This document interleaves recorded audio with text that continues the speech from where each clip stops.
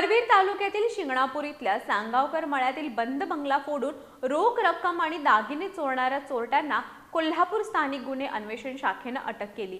त्यांच्याकडून सुमारे 12,46,920 रुपये किमतीचा ऐवज जप्त करण्यात आलाय। कोल्हापुरातील शिंगणापूर इथल्या सांगावकर मळ्यात अनुराधा संदीप पाटील राहतात।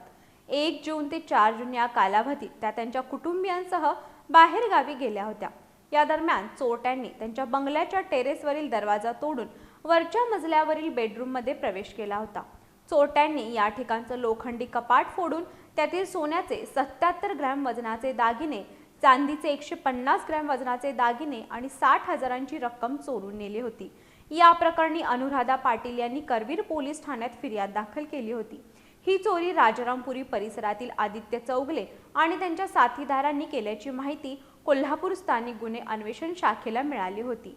हे चोरटे कोल्हापुरातील राजारामपुरी इथल्या माळी पार्क जवळील ऑक्सिजन पार्क इथं येणार असल्याची माहिती पोलिसांना मिळाली होती। त्यानुसार पोलिसांनी या ठिकाणी सापळा रचून मूळचा राजारामपुरीतील दौलतनगर इथला आणि सध्या शिंगणापुरातील सांगावकर मळ्यात राहणारा आदित्य संजय चौगले, शाहूनगर इथला विनोद शिवाजी कलगुटकी आणि शाहू मिल चौकाजवळील शुभम राजेंद्र हेडगे या तिघा चोरट्यांना अटक केली।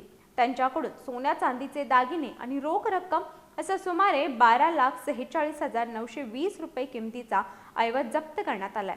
पुढील कारवाईसाठी या तिघाही चोरट्यांना करवीर पोलिसांच्या ताब्यात देण्यात आले।